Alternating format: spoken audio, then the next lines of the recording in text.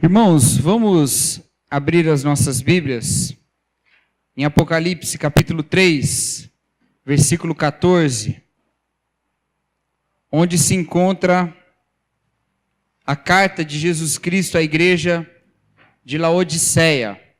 Nós leremos do versículo 14 até o versículo 22 do capítulo 3 de Apocalipse.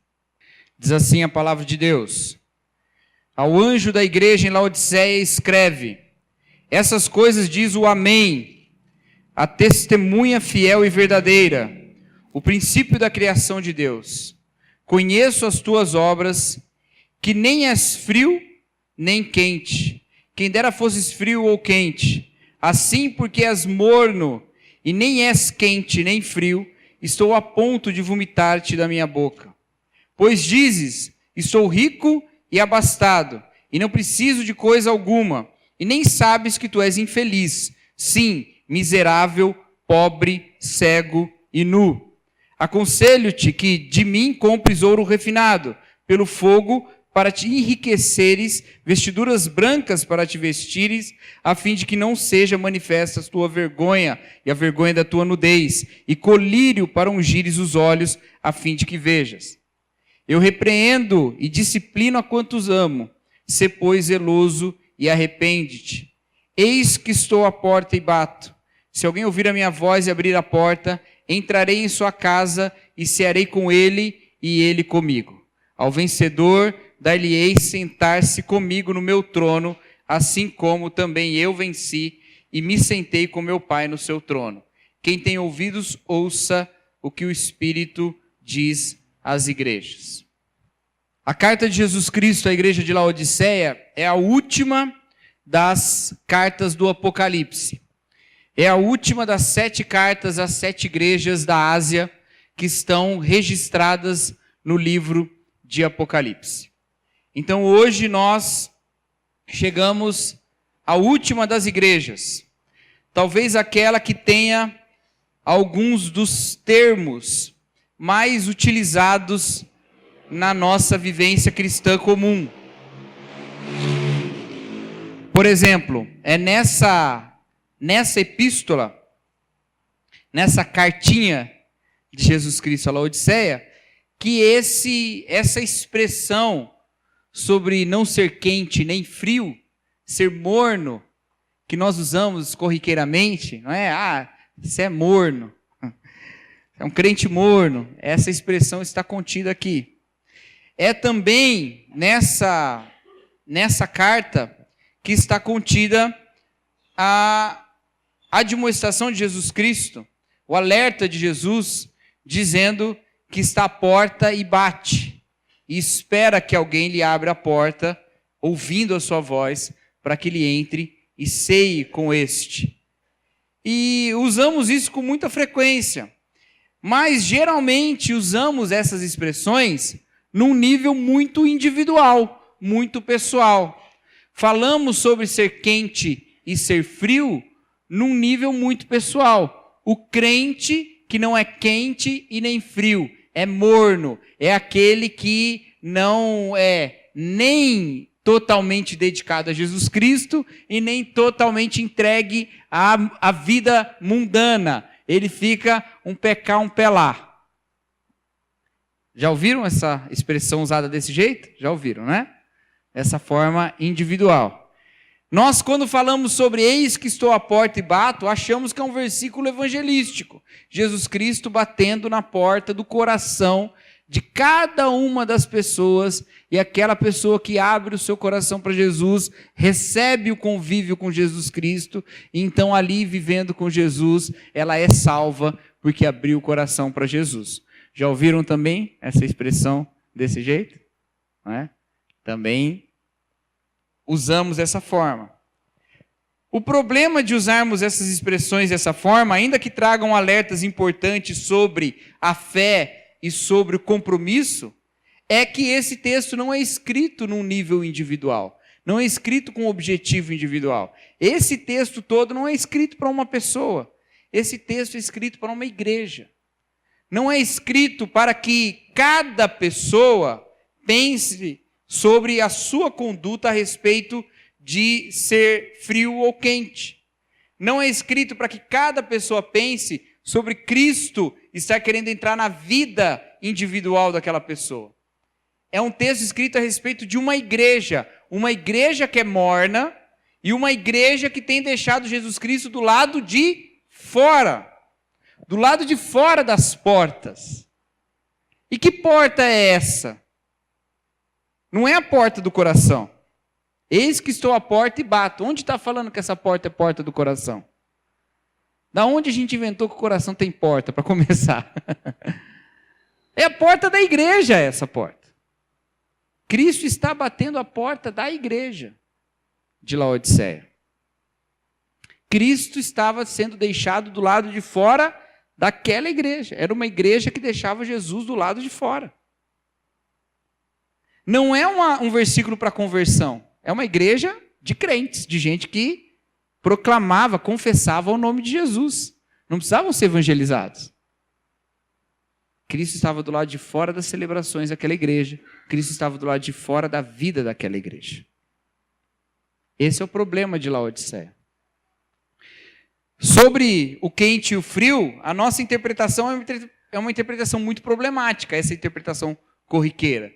Porque quando diz que quente e frio significa alguém muito apegado à Bíblia ou a Deus, alguém muito apegado à fé e alguém que não quer saber de Jesus, parece que Jesus está dizendo assim, olha, era melhor você ser alguém totalmente mundano. Eu aceito essas duas coisas. Alguém sendo plenamente santo ou alguém sendo completamente mundano. Essas coisas eu aceito. O que eu não aceito é gente falsa. Não é isso que Jesus fala. Até parece que Jesus está colocando no mesmo pé. Está colocando em pé de igualdade essas duas coisas. O texto não diz o que quente e frio significa. Ele não fala que um é mais avivado e o outro menos. Um é mais fervoroso e o outro mais vive do jeito que quer. Não. Então, o que é que o Senhor Jesus Cristo está dizendo aqui? E é importante nós olharmos para esse texto para não corrermos o risco de sermos uma igreja que deixa Jesus para o lado de fora. É importante que a gente olhe para o texto observando isso. Alguns comentaristas buscam nas características da cidade de Laodiceia a chave para interpretar esse texto. E vão trazer daquela cidade algumas características, por exemplo, o fato de que ela ficava numa região onde havia encontro de águas quentes e águas frias. Mas ainda assim nós entendemos a figura, mas não entendemos o sentido com isso. O que a figura do morno significa é uma figura sobre compromisso. É sobre compromisso. O compromisso da igreja. É o compromisso daquela igreja. Ela nem se compromete radicalmente com uma coisa nem com outra. E que coisas são essas? Difícil nós sabermos. É difícil interpretarmos. Mas olhando as figuras do que significa na Bíblia o calor e o frio, talvez nós estejamos aqui diante de uma igreja que se acomodou. Uma igreja que se acomodou. O que significa o fato dessa igreja ser morna é que ela se acomodou. Quando continuamos lendo o texto, nós vemos que o Senhor Jesus Cristo chama a atenção de ser uma igreja que diz que é rica. Versículo 17. Pois dizes, estou rico e abastado, e não preciso de coisa alguma, e nem sabes que tu és infeliz, sim, miserável, pobre, cego e nu. Diferente da outra carta na qual Jesus Cristo fala, olha, você não tem força, mas é forte, você é pobre, mas na verdade você é rico. Aqui ele está dizendo o contrário. Você se acha rico, mas na verdade você é pobre. Essa era uma igreja que possivelmente estava acomodada nas circunstâncias benéficas de onde ela estava. Ela não era quente, aquecida pelo fogo da perseguição. Ela não era quente, aquecida e envolvendo-se com o sofrimento e a tribulação dos que sofrem. Mas ela também não aproveitava o benefício de estar numa condição boa para ser refresco para os que sofrem, para ser uma igreja que traz vida como um ribeiro de águas frescas. Ela não era nenhuma coisa nem outra. Ela estava ali, bem. Ela estava numa temperatura boa para ficar por ali mesmo. Não se comprometia. A questão aqui é o compromisso. Por causa da sua riqueza, por causa da sua situação vantajosa, a igreja estava satisfeita. Era uma igreja satisfeita. Satisfeita com as suas próprias obras, não se comprometendo com Cristo mesmo. E por que dizemos que ela não estava comprometida com Cristo mesmo? Porque essa riqueza da qual ela dizia ser dona, não era uma riqueza vinda de Jesus. Era uma riqueza do mundo.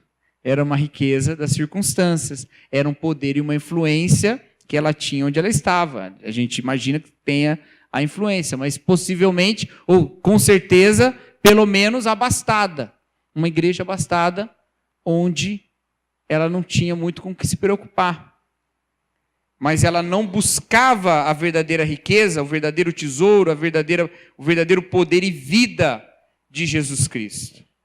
Porque no versículo 18, o Senhor Jesus diz: aconselho-te que de mim compres ouro refinado, vestes brancas, colírio para ungires os seus olhos. De mim. Uma igreja fundamentada em qualquer riqueza que não seja a graça de Jesus Cristo que a sustenta, é uma igreja que está deixando Jesus para o lado de fora. É uma igreja que está deixando Jesus lá fora das suas celebrações.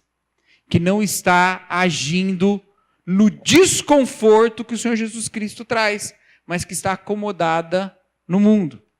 Essa é uma igreja sem crise. Uma igreja sem crise. E não é bom ser uma igreja sem crise. Não é bom. Aí você fala, peraí, como não é bom ser uma igreja sem crise? É melhor ser uma igreja sem crise. Não, não é. Porque a ideia da crise é a ideia de um conflito. Crise é um conflito. E não existe igreja sem conflito. Não existe igreja que não percebe estar num conflito.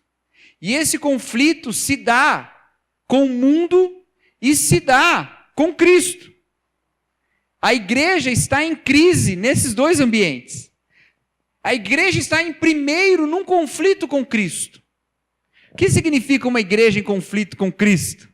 Significa que é uma igreja que, pela palavra de Jesus Cristo, pela graça de Jesus Cristo, pela luz de Jesus Cristo, é confrontada na sua pecaminosidade. E desse conflito, ela busca edificação.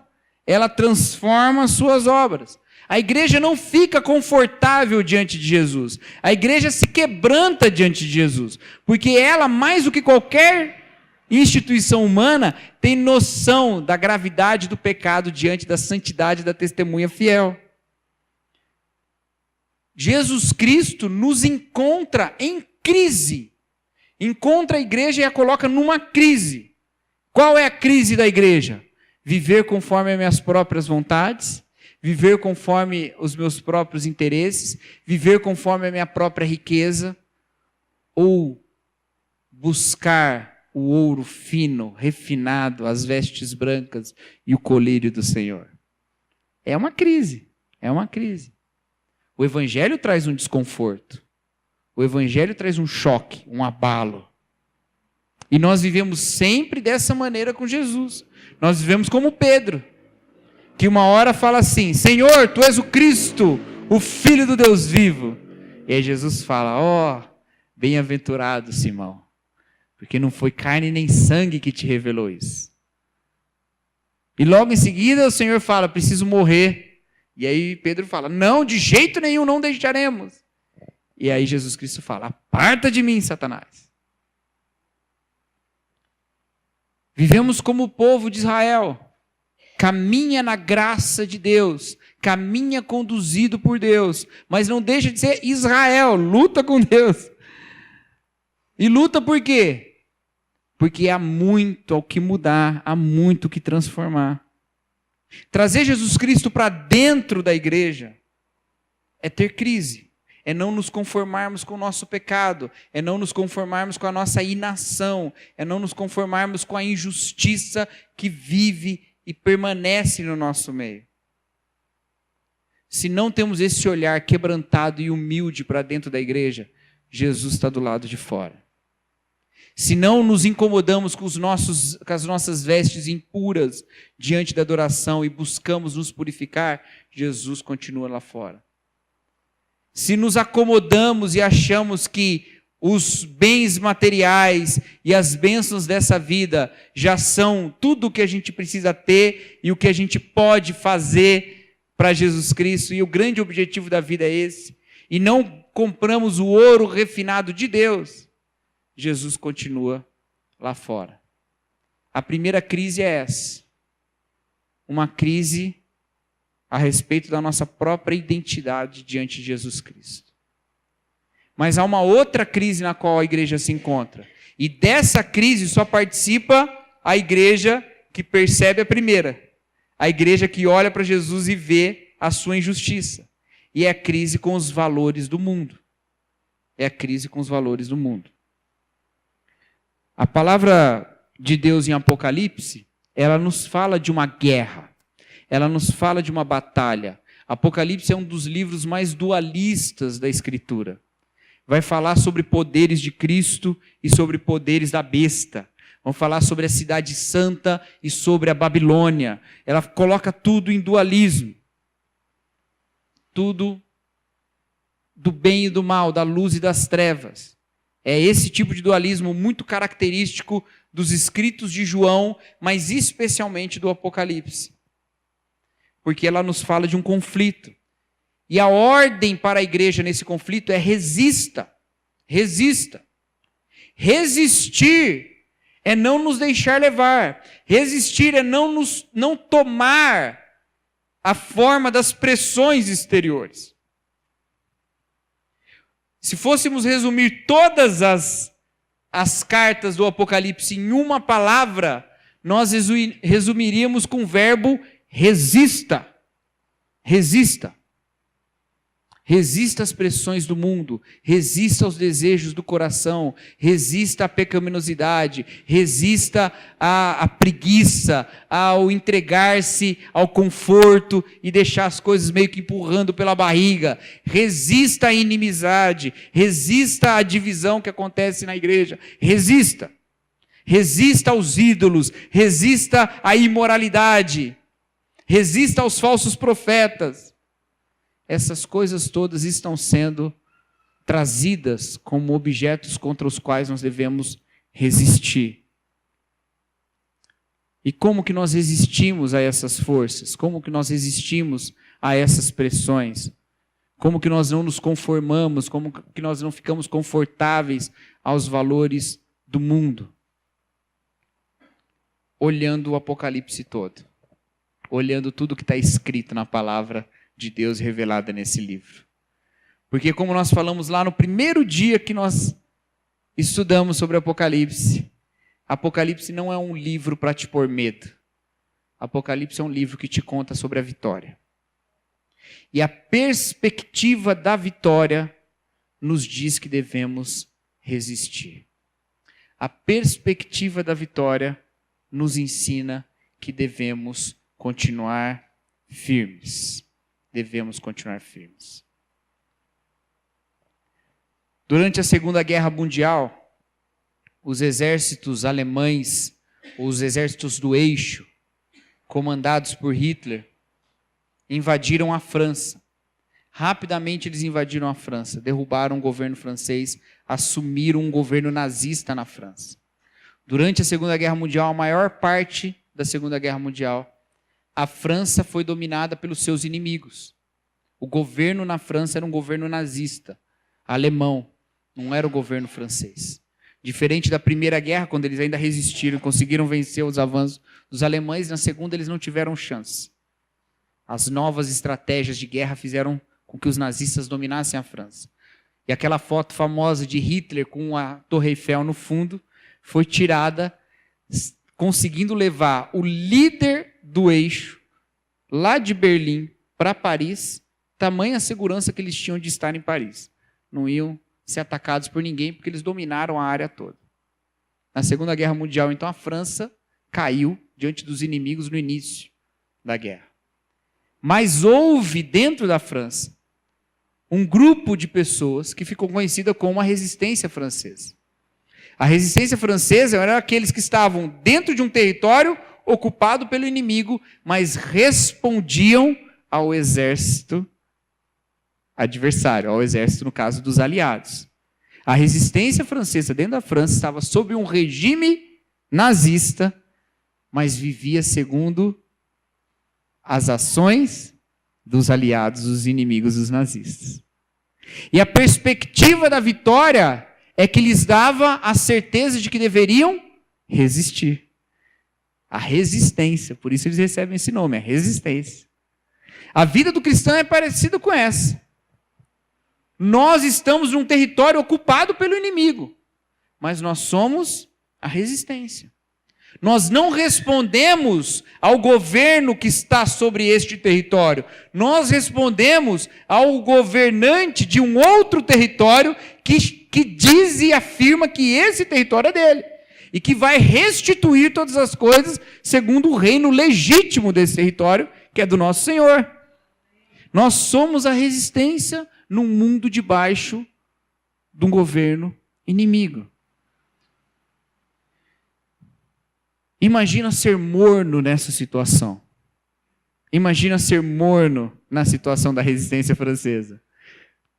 Um dia acorda conspirando contra os nazistas. No outro dia dá informações dizendo a respeito dos aliados. Ser morno numa resistência na guerra seria ser a favor dos nazistas. Ser morno na vida cristã significa ter obras que atuam contra o reino de Deus. Não é meramente um não fazer nada, não é uma apatia, é uma oposição. Oposição. Porque quando você está numa correnteza, estar parado é resistir, mas vai força. Se você não fizer nada, você é levado. Ou você faz força, ou você resiste, ou você já está numa caminhada contrária àquela que você gostaria de ter. Entendem isso? Compreende? Se nós nos acomodarmos às circunstâncias, se nós nos acomodarmos à maneira como nós vivemos na nossa cultura, se nós nos acomodarmos que a igreja tem liberdade e nós podemos fazer o que a gente quer, e se a gente achar que isso é suficiente, se a gente achar que basta manter isso aqui, vamos ficar aqui, gente, vamos ficar, basta a gente estar aqui. Se a gente achar que é isso, nós estamos colocando Jesus do lado de fora.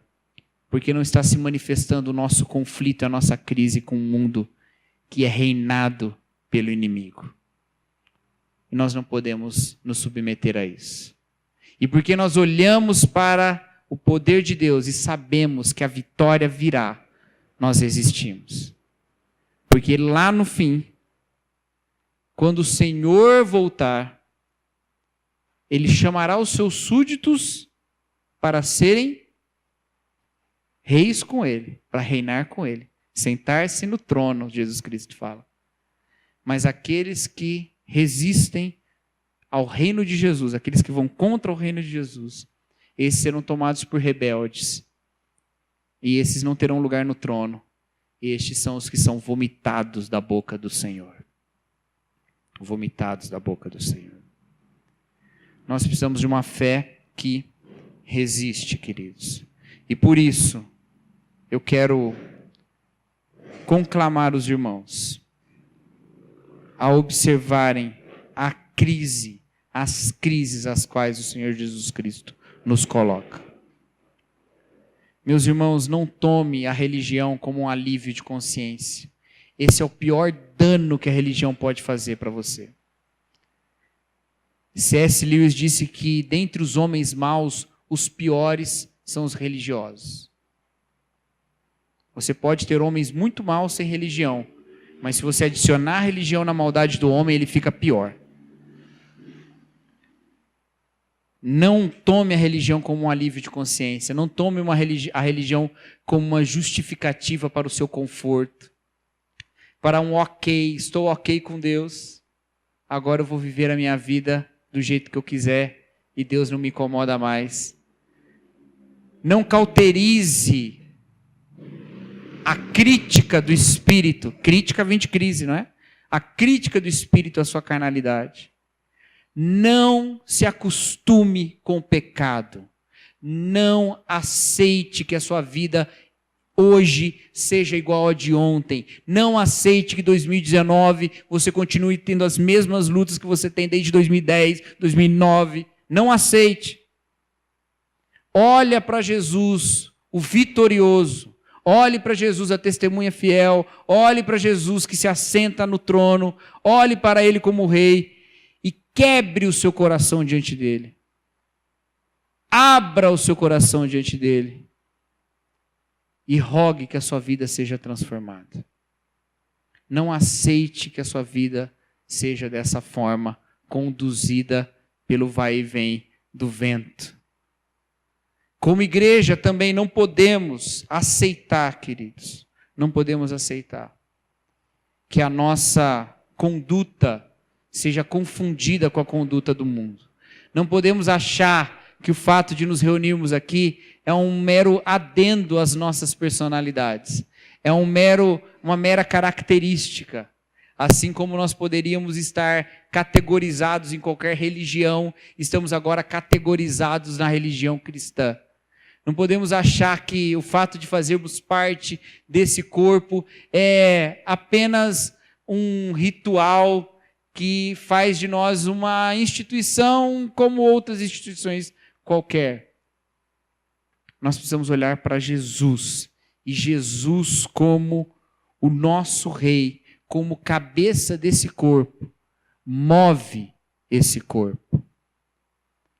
As nossas ações devem ser ações de Jesus, ações movidas como resistência a um mundo caído, a um sistema de valores caído, que é do mundo. Nós precisamos nos arrepender do nosso comodismo. Nós precisamos nos quebrantar diante de Deus. O Senhor Jesus Cristo está à porta e bate.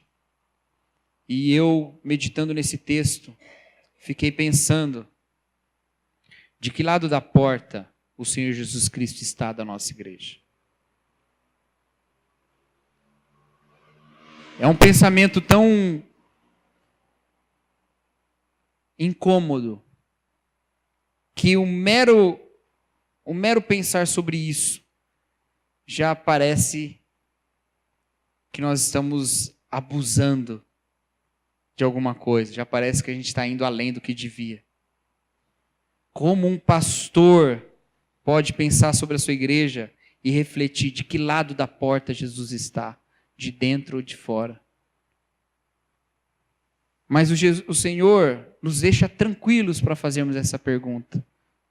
Nos deixa calmos diante da sua misericórdia para fazermos essa análise, esse exame. Porque Ele diz no versículo 19, eu repreendo e disciplino a quantos amo. A quantos amo. Refletir sobre isso. Abrir os nossos ouvidos para ouvir a voz de Deus. E para que o Senhor Jesus seja incluído e não excluído. Para que a igreja seja uma igreja de fato e não uma mera instituição que se diz cristã. Para que ela seja cristã verdadeiramente. É algo que nós devemos fazer sem medo de estarmos diante de um Deus que nos odeia. Porque Ele não nos odeia, Ele nos ama. E nos disciplina em amor. E por causa disso nós devemos nos arrepender. Por causa disso, nós devemos ser zelosos. Ser zelosos.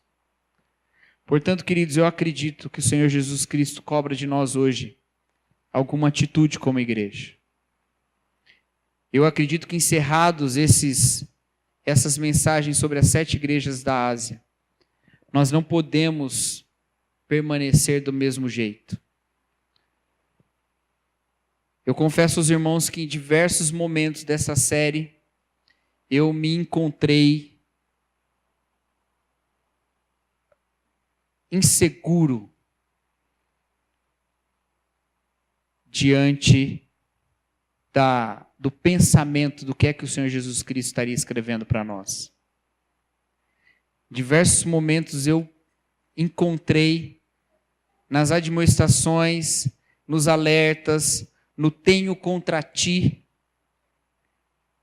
algumas coisas que parece que Deus tem contra nós. Mas essa contrariedade, essa crise é manifestada no amor dele. Nós precisamos mudar confiados nisso. E a primeira maneira de nós mudarmos isso é assumirmos a crise. É assumirmos a crise de Jesus Cristo. Portanto, precisamos mudar, começando com a nossa santificação. Começando com a nossa purificação. Comprando vestes novas do Senhor. Nós não podemos transformar a graça de Deus em libertinagem. Nós não podemos adotar um discurso que seja dúbio.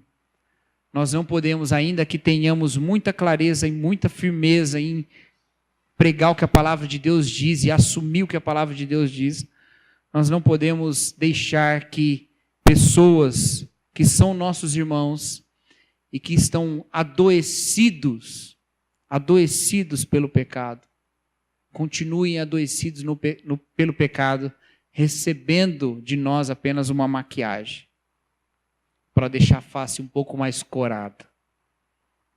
Nós não podemos fazer isso. Nós precisamos assumir a crise de Jesus Cristo da maneira que Jesus Cristo ensinou.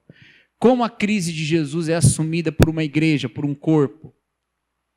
É naquela expressão que nós usamos chamada de disciplina. Jesus Cristo fala, eu disciplino a quem eu amo. Uma igreja que não disciplina segundo a palavra de Deus é uma igreja que não ama. Não ama. Porque a disciplina é parte do amor de Deus. Nós não podemos nunca usar aquela frase consagrada na internet, Deus é amor, mas é justiça. Não porque ele não é amor nem é justiça, mas é porque ele é amor e justiça. A justiça não está contra o seu amor.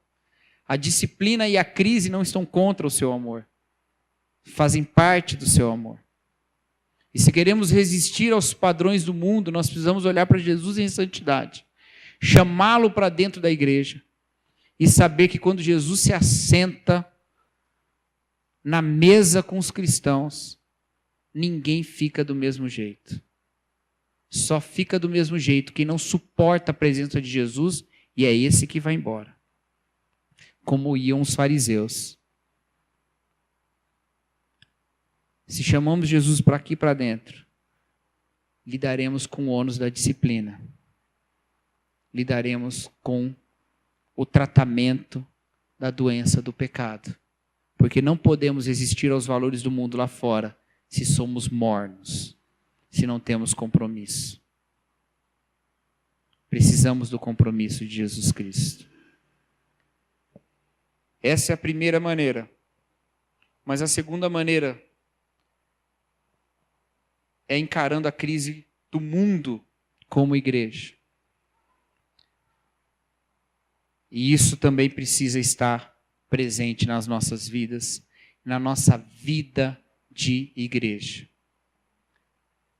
Nós precisamos mudar, queridos.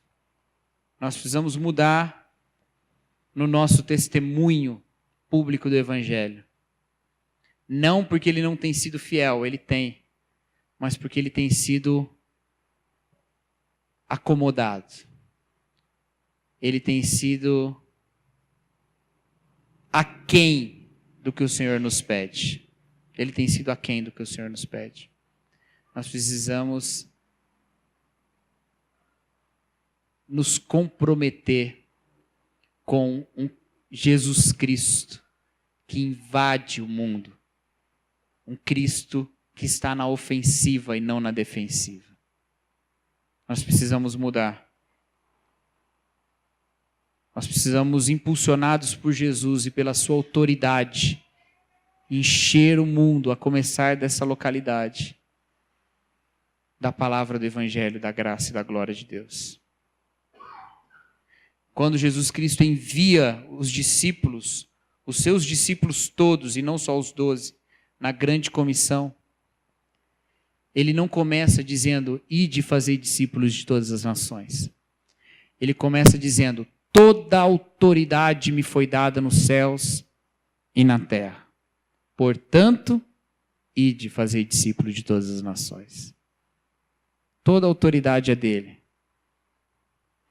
Esse é o conteúdo da nossa própria mensagem. Nós saímos pregando, falando toda a autoridade de Jesus Cristo assentado ao trono. Mas esse não é só o conteúdo, essa é a forma também. Esse é o motivo. Porque toda a autoridade é de Jesus Cristo, nós como igreja reconhecemos isso antes do mundo, de que a autoridade é de Jesus. E por isso obedecemos a sua autoridade. Se não fazemos isso, Jesus está do lado de fora da igreja. E nós somos mornos. Se não agimos assim, submetidos à autoridade de Jesus Cristo, num mover em direção ao Evangelho, vencendo as barreiras do comodismo, do desânimo, da preguiça, da insegurança, da timidez. Se não vencermos essas barreiras, porque cremos num poder maior do que essas coisas, Jesus não está dentro dessa igreja, Jesus está do lado de fora. E nós seremos mornos, vomitados da boca de Deus. E isso, queridos, não é brigar na internet, não é esse tipo de crise que Jesus Cristo está nos ensinando. Isso não é criar confusão com seus vizinhos. Isso não é a gente fazer o culto agora a partir de hoje na grama para ficar do lado de fora junto com Jesus. E botar o som bem alto para que o pessoal que descansa de domingo não poder. E aí a gente estende até as 10 da noite, que é para incomodar mesmo. E aí a gente fala, tá vendo a nossa crise com o mundo? Isso aí é autojustiça, isso aí é justiça própria. É você achar que é pelo muito falar e pelos muitos decibéis que as pessoas se convertem. Não é esse tipo de crise. Não é ser odiado pelo mundo pelos motivos errados. É levar a graça de Jesus Cristo da maneira que ele levou. Trazendo uma palavra que é uma palavra de conforto e de reconciliação. Mas que ainda assim é incômoda o suficiente para ele terminar na cruz. É um compromisso com Deus gracioso, mas que chacoalha as estruturas de um mundo sem graça. E aqueles que amam as suas algemas nos apedrejam por trazermos a graça. E não oferecermos algemas novas. Nós não podemos, irmãos, não podemos passar mais um ano deixando Jesus do lado de fora. Nós não podemos passar mais um ano sem encarar a crise de Jesus Cristo e sem encarar a crise com o mundo. E por isso, eu convido os irmãos a que hoje, nesse momento, nós já nos arrependamos. Que hoje, nesse momento, já comecemos uma vida diferente. E o texto, eu falei que ele é coletivo e fala de igreja, mas ele tem um